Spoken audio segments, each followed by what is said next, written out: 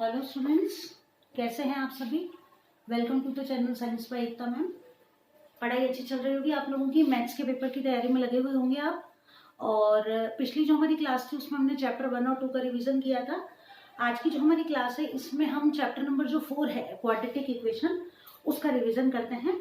ये चैप्टर पहले इसलिए लिया थर्ड चैप्टर से पहले, उसके पीछे रीजन ये रहा कि चैप्टर 3 में से आपसे MCQ fill in the blanks पूछे जाएंगे, जबकि ये जो चैप्टर है क्वाड्रेटिक इक्वेशन, इसमें से केवल एक ही क्वेश्चन आपसे पूछा जाएगा और वो होगा ऐसे टाइप क्वेश्चन।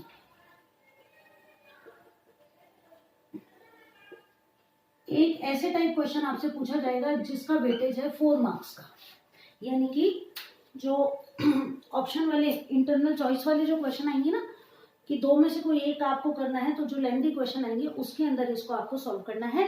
तो इन क्वेश्चंस को हम पहले सॉल्व कर लेते हैं, फिर थर्ड और फिफ्थ चैप्टर का रिवीजन हम एक साथ कर लेंगे अगली क्लास में। तो चलिए स्टार्ट करते हैं। इस चैप्टर में से जिस तरह के क्वेश्चन बन सकते हैं उनको मैं आपको सॉल्व करके बताने की कोशिश करती हूँ। तो देखिए, सबसे पहली बात तो कि आपको रूट्स फाइंड आउट करने होंगे। वैल्यूज जब हम निकालते हैं तो एक तरीका तो है कि हम एलिमिनेशन मेथड से, स्प्लिटिंग मेथड से सॉल्व कर सकते हैं। एक और मेथड है जिसमें कि हम रूट्स को फाइंड आउट कर सकते हैं। वो कैसे कर सकते हैं वो मैं आपको बताती हूँ। देखिए, वैसे तो सॉल्व कर रखा है हमने कि b² - 4ac की वैल्यू हम फाइंड आउट करते हैं। अब यही b² - 4ac की वैल्यू अगर 0 से ज्यादा है, 0 से ज्यादा है मतलब कैसी होगी, पॉजिटिव होगी। 0 से बड़े नंबर सारे पॉजिटिव होते हैं, तो ये जो रूट्स होंगे ये कैसे होंगे, real and distinct.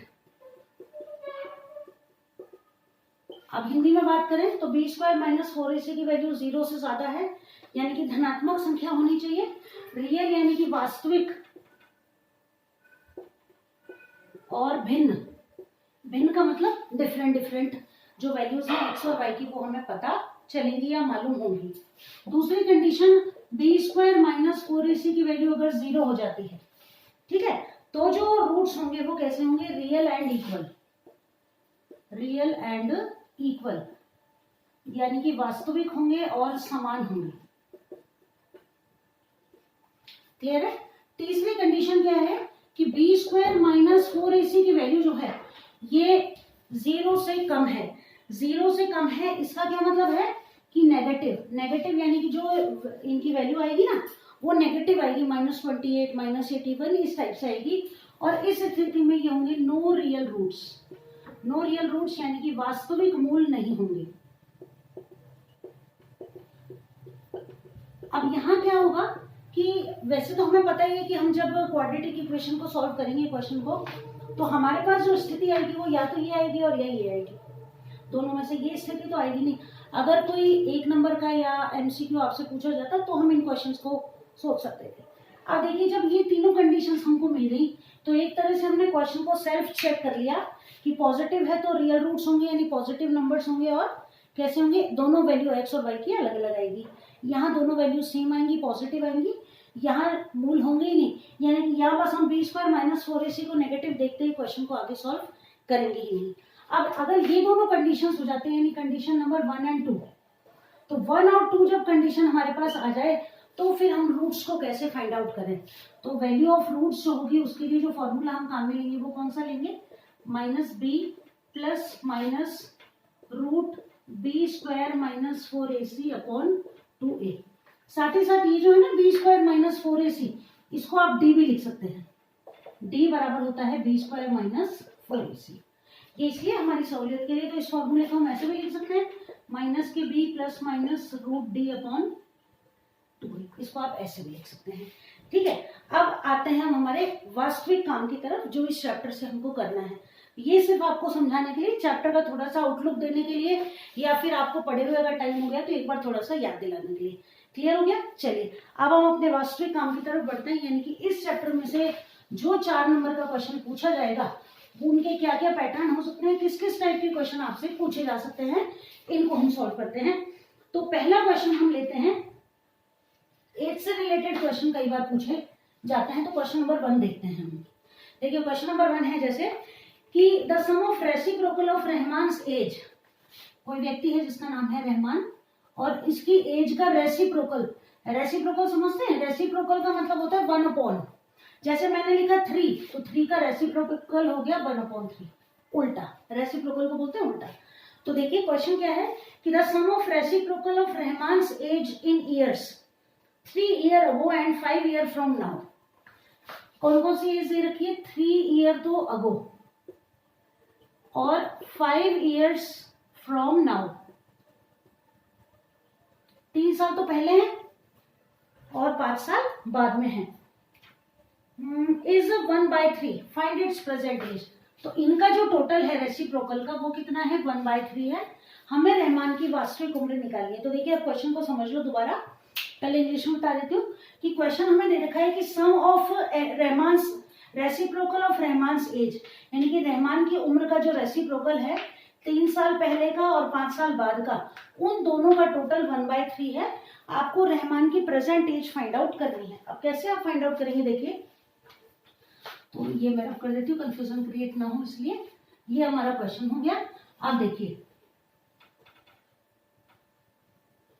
Late the age of Rahman equals to x years. Hindi में आप लिखोगे माना रहमान की आयु x वर्ष। क्लियर? आप क्या लिखेंगे? कौन सी एज निकालनी है आपको? 3 साल पहले की एज, 3 ईयर्स बिफोर। हिंदी में आप लिखेंगे 3 वर्ष पहले की आयु।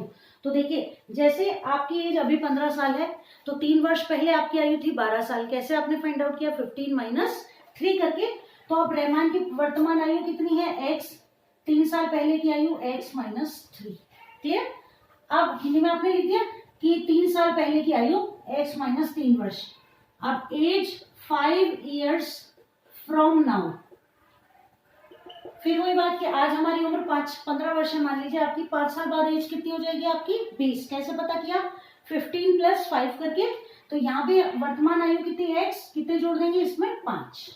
ये क्वेश्चन का पहला स्टेप ये वाला हमने कंप्लीट कर लिया। अब आ जाओ इस वर्ड पर, रेसिप्रोकल। रेसिप्रोकल मतलब इन दोनों का आपको रेसिप्रोकल करना है। तो रेसिप्रोकल ऑफ एज कितना हो जाएगा? 1/x - 3 प्लस सम दिया हुआ है ना 1/x + 5, और इनकी वैल्यू कितनी है? कितनी दे रखी है? ये लो, आधा क्वेश्चन सॉल्व हो गया।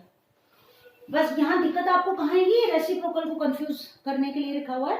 क्लियर है यहाँ तक? अब रेसिप्रोकल हमने कर दिया, अब वही एलसीएम लेके सॉल्व कर दो। चलो अब इसका एलसीएम देखो, x - 3 भी आएगा और x + 5 भी आएगा। क्लियर है? इससे ये कैंसिल हो गया, x + 5 बचा। x + 5 को 1 से मल्टीप्लाई किया, अगेन x + 5 भी आ गया, प्लस का साइन। x + 5 कैंसिल हो गए, x - 3 बचा। x - 3 को 1 से मल्टीप्लाई किया, x - 3 आ गया, इक्वल्स टू 1/3। क्लियर? चलिए आगे चलिए, यहाँ लिख देते हैं, बाकी आगे सॉल्व यहाँ से कर लेते हैं हम। ये अब क्या करना है? इनको सॉल्व करना है आपको और इनको मल्टीप्लाई करना है। कैसे करेंगे देखिए, x + 5 आप एज इट इज लिखेंगे, थोड़ा बोर्ड लिख देती हूँ मैं, x + 5, ये प्लस का साइन एज इट इज रहेगा और x - 3 ये एज इट इज आ जाएगा अपॉन। अब क्या करना है? इनको आपको क्रॉस मल्टीप्लाई करना पड़ेगा। इनको मल्टीप्लाई करने का तरीका देखो, मैं आपको इजी बताती हूँ कि एक तो है x - 3 आपके पास और एक है x + 5। ठीक है? कोशिश ये करो, अलग पेन से लिख देती हूँ ताकि समझ आ जाए। कोशिश ये करो कि प्लस वाले ब्रैकेट को आप अलग अलग करो। तो इस x को पहले इन दोनों से मल्टीप्लाई कर दो, फिर 5 को। तो आप ऐसे लिख दो x - 3, फिर लिख दो +5 और x - 3। अब आपके साइन में कभी गलती नहीं होगी। x को x से मल्टीप्लाई किया x², -3 को x से मल्टीप्लाई किया 3x, 5 को x से मल्टीप्लाई किया 5x, -5 3 = 15। ये x² एज इट इज लिख दिया। 5 में से 3 गए, प्लस के 2x बच गए, ये माइनस के 15। ये वैल्यू अब वहां ले जाए कहां पर? इसकी जगह। क्लियर? तो अब आप लिख दें यहाँ पर x² + 2x - 15। Clear? Equals to कितना है? 1/3। आप देखो x और x दोनों जुड़ जाएंगे, प्लस के हैं, 2x हो जाएगा।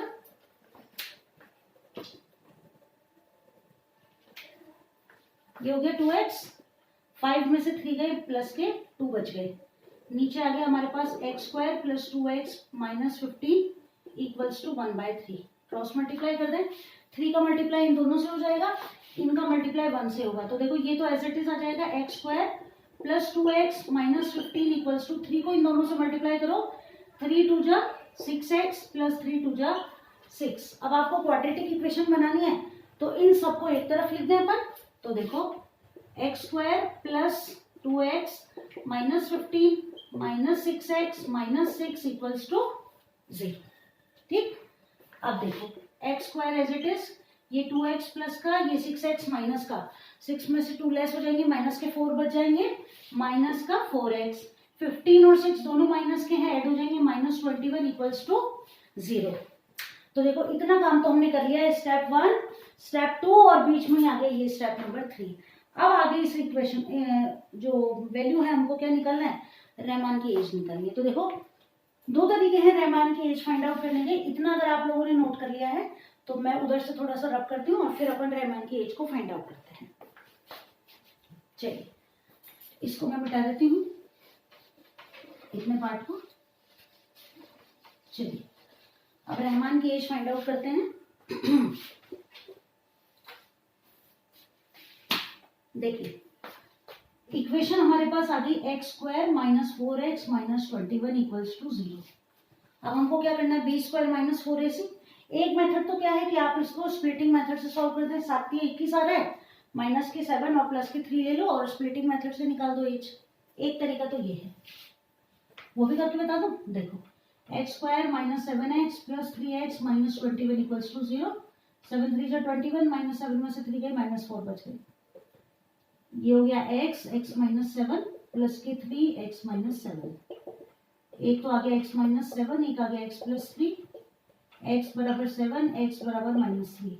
अब रहमान की एज माइनस में तो हो नहीं सकती, इसलिए रहमान की एज कितनी हो जाएगी, 7 साल हो जाएगी। क्लियर है। अब देखो ये तो मेथड हो गया, वो नहीं आए तो ऐसे कर लेना, ठीक है ना, आंसर तो आ जाएगा। चलो लेकिन क्यों नहीं आएगा, आएगा ना, कोशिश तो हम कर लें। अब हम क्या करें, बी स्क्वायर माइनस 4 इसकी वैल्यू फाइंड आउट करें। तो देखो ये जो पहला डिजिट है ये है a, ये है b और ये है c।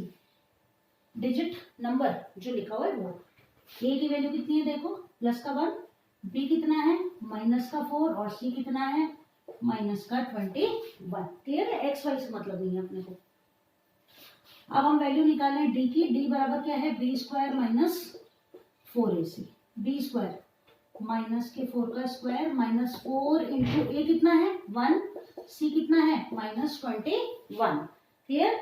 माइनस के 4 का स्क्वायर करो प्लस के 16, माइनस माइनस प्लस 21, 4 जा 84। वैल्यू हो गई इसकी 84। अब क्या करें, दोनों को ऐड कर दें, 16 और 84 कितने हो गए 100। अब क्या करना है आपको, अब आपको रूट्स निकालने हैं। अब देखो पॉजिटिव आ रहा है, पॉजिटिव मतलब रियल रूट्स होंगे, डिस्टिंक्ट होंगे, ठीक है ना। तो अब हम निकाल दें वैल्यू किसकी, रूट्स की। क्या फॉर्मूला था याद है, माइनस की b plus minus root d upon 2a, यही था ना। तो देखो माइनस बी की वैल्यू देखो कितनी है -4 प्लस माइनस डी। अब ये पूरा ना लिख के हम केवल कितना लिख दें 100 अपॉन 2a। तो 2 इंटू ए की वैल्यू हमारे पास 1 है। हो गया सॉल्व। अब देखो माइनस माइनस कितना हो गया, प्लस के 4 प्लस माइनस 10 की वैल्यू 100 की वैल्यू 100 का रूट कितना हो जाएगा 10 अपॉन 2। अब आपको क्या करना है, एक बार 10 की वैल्यू प्लस 10 रख दो और एक बार 10 की वैल्यू माइनस 10 रख दो। तो इसको मैं यहाँ लिख देती हूँ और अब हम यहाँ सॉल्व कर लेते हैं हमारे क्वेश्चन को। पहले वैल्यू हम रख लेते हैं प्लस का 10, तो ये हो जाएगा 4 प्लस 10/2 दैट इज 14/2 और ये आ गया 7, पहली कंडीशन। अब रख देते हैं माइनस का 10, तो 4 minus 10/2 that is minus 6/2 that is -3। वही बात हो गई कि रहमान की एज माइनस में तो आ नहीं सकती है ना। तो रहमान की एज कितनी हो जाएगी, age of Rahman equals to 7 years. Important question है ये। क्वेश्चन हमने इसलिए सॉल्व किया कि ये क्वेश्चन आ जाए ऐसा जरूरी नहीं है, लेकिन एज से रिलेटेड इस टाइप के क्वेश्चन आएंगे तो हमें इस तरीके से सॉल्व करने हैं।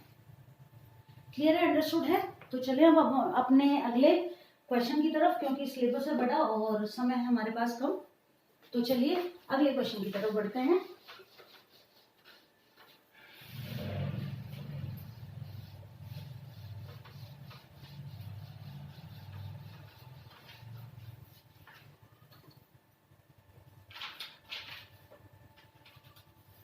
चलिए अगला क्वेश्चन जो है वो रेक्टेंगल से जुड़ा हुआ। इस टाइप के क्वेश्चन भी कई बार एग्जाम में पूछे जाते हैं कि the diagonal of a rectangular field is 60 more than the shorter side. ये एक रेक्टेंगुलर फील्ड हमने बना दिया, शॉर्टर साइड ये होगी ऑब्वियसली, इसको नाम देते हैं हम A B C and D. ठीक है, शॉर्टर साइड हम मान लेते हैं एक्स है। क्वेश्चन ये कह रहा है कि डायगोनल जो है वो 60 metre more than the shorter side. Shorter side अगर एक्स है तो डायगोनल इससे 60 मीटर ज्यादा है। क्लियर है, तो एक्स प्लस 60 मीटर हो गया। आगे दे रखा है if the short longer side is 30 metre more than the shorter side. Longer side ये इससे कितनी ज्यादा बता रखी है हमको, 30 मीटर ज्यादा बता रखी है।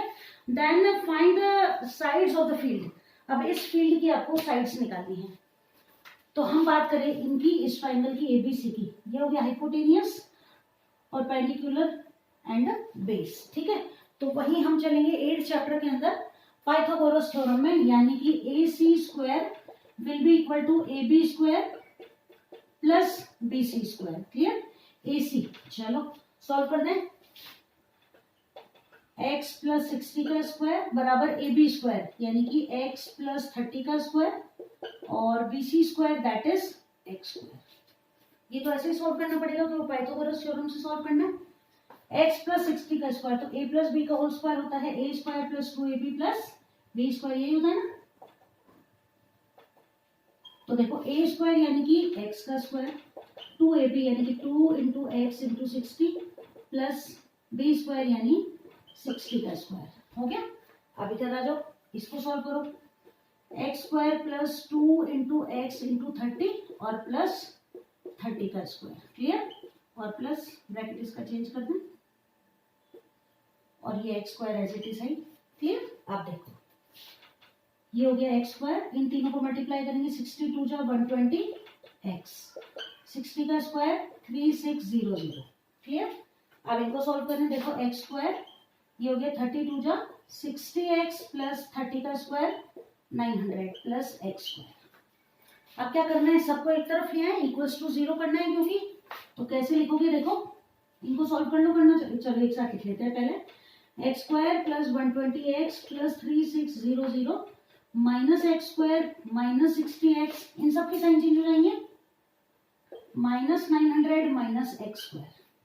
क्लियर है बच्चों, आप देखो एक्स स्क्वायर प्लस का एक्स स्क्वायर माइनस का कैंसिल हो गया। ठीक है, क्या बच गया हमारे पास, एक्स स्क्वायर माइनस का बच गया। तो ऐसा करते हैं, अब चलो आगे सॉल्व कर दें इनको। ये 120x ये 60x माइनस का, 120x में से, अच्छा ये एक्स स्क्वायर यहाँ लिख दो पहले, माइनस का एक्स स्क्वायर, 120x में से आपने 60x लेस कर दिए, प्लस की 60x बच गए। 3600 में से आपको 900 लेस करने हैं, तो कितने आ जाएंगे 2700 प्लस के आएंगे। अब देखो यहाँ पर हमारे पास 0 आ रहा है ना, इस 0 को चेंज करने के लिए इन सबको हम इधर ले आते हैं, सबके साइन चेंज करते हैं, तो ये हो जाएगा x square minus 60x minus 2700 equals to 0। ये बन गई हमारी क्वाड्रेटिक इक्वेशन। अब देखो लेंथी तो है थोड़ा सा क्वेश्चन, लेकिन क्या है कि नंबर मिलने हैं हमको कितने, 4, तो थोड़ी सी तो मेहनत करनी पड़ेगी, है ना। चलो अब आगे बढ़ते हैं। यहाँ पर a बराबर हो गया हमारे पास 1, b हो गया हमारे पास कितना -60 और c हो गया हमारे पास -2700। क्लियर है, चलो तो b स्क्वायर माइनस 4ac की वैल्यू निकालें। b square minus 4ac, b square यानी माइनस के 60 का स्क्वायर -4 इंटू a की जगह 1 और c की जगह -2700। क्लियर है यहाँ तक, ठीक है। माइनस के 60 का स्क्वायर कर दो, प्लस के 3600, माइनस से माइनस कैंसिल हो जाएगा, यहाँ भी माइनस से माइनस कैंसिल हो गया, प्लस आ गया। 2700 को आपको 4 से मल्टीप्लाई करना है, तो 2700 को जब हम 4 से मल्टीप्लाई करेंगे तो कितना आएगा, देखो 2 0, 4 7 28, कैरी 2 4 2 8 और 2 10। ठीक है, प्लस कर दो, 2 0, 6 और 8 14, कैरी 1, 10 और 1 11 और 3 14400। ये वैल्यू आ गई हमारे पास किसकी, डी की। अब क्या करें, रूट्स निकाल दें, तो रूट्स फाइंड आउट कर दें, क्योंकि वॉल्यूम पॉजिटिव है। तो देखो रूट्स बराबर क्या हो जाएगा, माइनस के b plus minus root d upon 2a, यही था।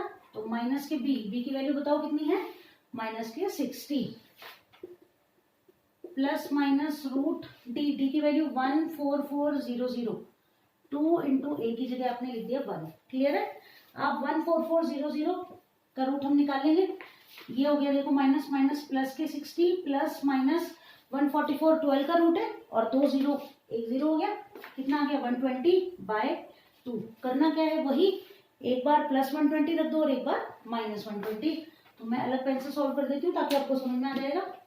चलो, तो फर्स्ट स्टेप, सेकंड स्टेप अलग पेन से और अभी थर्ड वाला। देखो पहले रख दिया प्लस के 120 प्लस 60 प्लस 120 अपॉन 2, कितना हो गया 180/2, दैट इज 90 मीटर। क्लियर। अब माइनस 120 रख दो, 60 माइनस 120/2 दैट इज माइनस 60/2, कितना आ गया माइनस 30। तो क्या वैल्यू माइनस में हो सकती है किसी रेक्टेंगुलर प्लॉट की, पॉसिबल ही नहीं है। यानी कि x की वैल्यू हमारे पास कितनी आ गई, तो ये वाली जो हमारी साइड है ये तो कितनी हो जाएगी 90 मीटर। ये लिख देती हूँ मैं ताकि क्लियर रहेगा आपको। ये तो हो गए 90 मीटर। अब हमको करना क्या, तो find the sides of the field, तीनों ही साइड्स निकालनी है हमको। तो देखो ये 90 हो गई, ये कितनी हो जाएगी 90 प्लस 30, दैट इज, आप लोग अलग से लिख के आना यहाँ पर, है ना, यहाँ मत लिख देना। 90 प्लस 30 कितना हो जाएगा 120 मीटर, और ये कितना हो जाएगा देखो 90 प्लस 60 150 मीटर।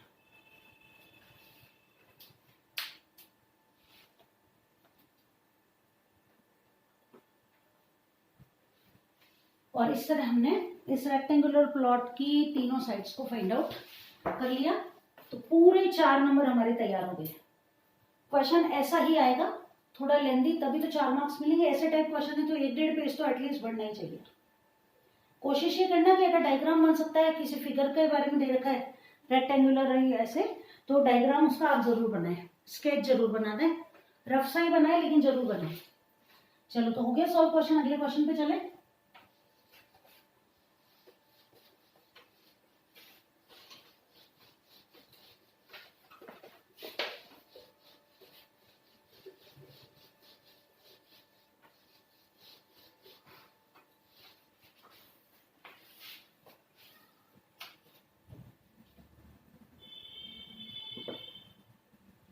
चलो, अब ये ट्रेन की स्पीड वाला और क्वेश्चन पूछे जाते हैं, इसको और सॉल्व कर लेते हैं एक बार। कि अ train travels 360 kilometre at a uniform speed, यानी कि स्पीड आपको ट्रेन की दे रखी है 360 किलोमीटर पर आवर, या जो भी है वो अभी पता चल जाएगा। ठीक है, आगे देखते हैं। If the speed has been 5 kilometre per hour more, speed कितनी बढ़ा दें हम, इंक्रीज कितना कर रहे हैं 5 किलोमीटर पर आवर। ठीक है, अगर इतनी बढ़ा दी जाए, then it would have taken 1 hour less for the same journey. तो टाइम कितना कम हो रहा है, टाइम डिक्रीज हो रहा है कितना 1 hour. Find the speed of the train, आपको ट्रेन की क्या निकालनी है, स्पीड निकालनी है कि कितनी स्पीड थी जिसको कि हम 5 किलोमीटर पर आवर कम करते हैं तो 1 घंटे कम में ही हम अपनी निश्चित जगह पर पहुंच जाएंगे। ठीक है, तो चलो आगे सॉल्व करते हैं। सबसे पहले तो कि ट्रेन की जो स्पीड है, let the speed of the train क्या मान लें, वही x किलोमीटर पर आवर, यानी कि माना ट्रेन की गति जो है वो कितनी है x किलोमीटर प्रति घंटे की रफ्तार से ये ट्रेन चल रही है। अब टाइम की बात करते हैं, तो देखो फॉर्मूला क्या होता है, स्पीड बराबर क्या होता है, distance upon time, distance upon time, यानी कि चाल बराबर होता है दूरी बटा समय। क्लियर। अब यहां से आपको टाइम फाइंड आउट करना है, तो टाइम क्या हो जाएगा, डिस्टेंस अपॉन स्पीड हो जाएगा। टाइम बराबर ये इधर चला जाएगा, इधर आ जाएगा, डी अपॉन एस हो जाएगा। ये दूरी बटा समय है, तो समय बराबर क्या हो जाएगा, दूरी बटा चाल हो जाएगा। क्लियर है यहां तक। अब देखो पहले स्पीड कितना, जो टाइम लग रहा था, स्पीड पहले हम कितनी बढ़ा रहे हैं 5 किलोमीटर पर आवर बढ़ा रहे हैं। ठीक है, तो पहली कंडीशन में, इस कंडीशन में टाइम कितना लग रहा है 360 अपॉन एक्स, एक्स मान रहे हैं ना स्पीड को, तो डिस्टेंस 360 और स्पीड हमने मान ली कितनी x। अब बाद में स्पीड कितनी बढ़ गई 5, यानी कि x प्लस 5 हो गई। तो सेकंड कंडीशन के अंदर जो टाइम है वो कितना लगेगा 360 अपॉन x प्लस 5। इतना टाइम लगेगा ना भाई, 5 किलोमीटर जो है पर आवर हमने इसकी स्पीड को बढ़ा दिया।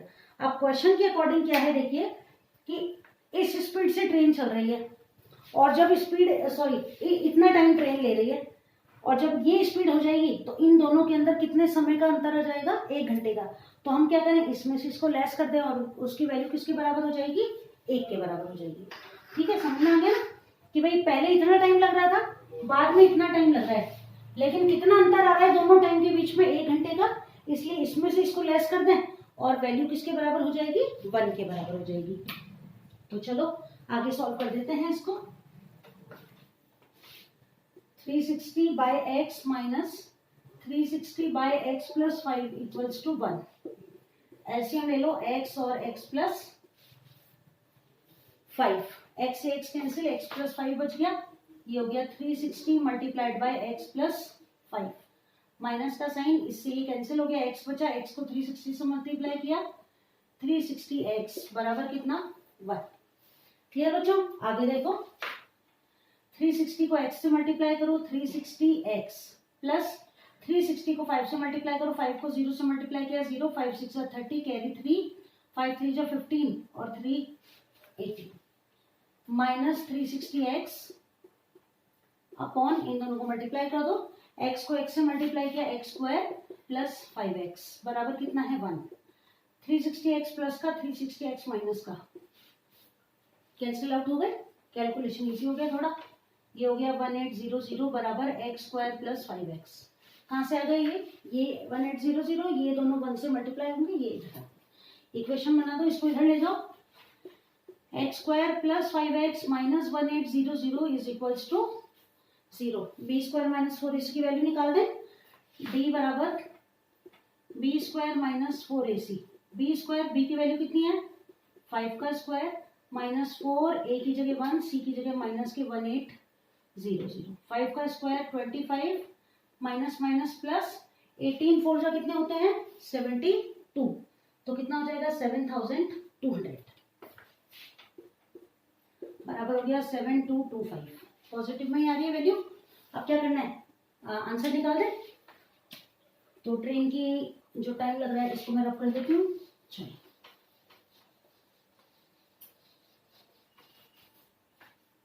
देखो हो गया। आप रूट्स निकाल दें इसके, रूट्स बराबर माइनस बी, बी की वैल्यू बताओ कितनी है, बी की वैल्यू है हमारे पास 5 प्लस माइनस रूट 7225 और अपॉन 2 इंटू ए कितना है 1 ही है। अब बड़ा मान क्या है 7225 का आपको रूट फाइंड आउट करना है, तो इसका रूट होता है 85। अब मुझे तो याद है, आपको कैसे फाइंड आउट करना है वो आपको करके बताती हूँ मैं।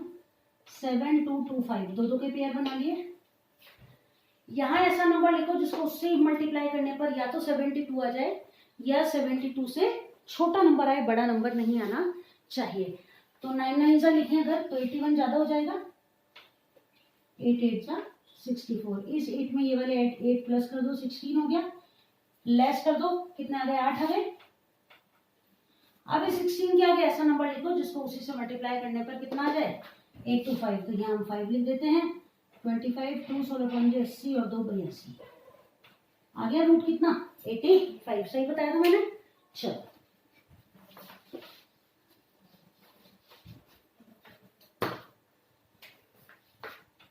माइनस के 5 प्लस माइनस, अच्छा 85 हो जाएगा, तो रूट तो हमने निकाल ही दिया बाई 2, प्लस के 85 रख दें पहले, माइनस 5 प्लस 85 अपॉन 2, 80 अपॉन 2 कितना आ गया 40, माइनस 85 रखा, minus 5 minus 85 upon 2 minus 90 by 2 that is minus 45।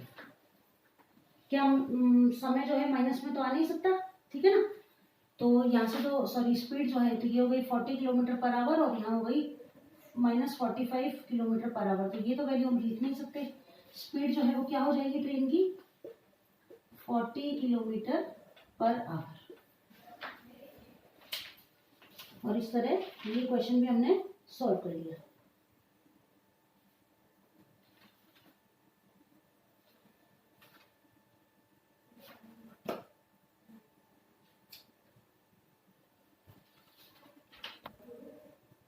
तो चलो अब एक क्वेश्चन और कर लेते हैं जो कि इम्पोर्टेंट है, हमारी बुक का ही है और इम्पोर्टेंट क्वेश्चन है, एग्जाम में आने जैसा क्वेश्चन है, इसलिए उसको सॉल्व करना हमारे लिए जरूरी है।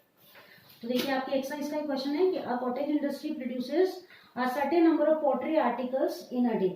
तो कोई कॉटेज इंडस्ट्री है, उसमें पॉटरी आर्टिकल्स मतलब कि ये घड़े वगैरह और इन सब का मिट्टी के बर्तन वगैरह शायद बनते हैं, तो उनमें उनका प्रोडक्शन हो रहा है। It was observed that on a particular day the cost of the production of each article was 3 more than twice of the number of the articles produced on that day. तो देखो हम पहली बात तो ये मान लेते हैं कि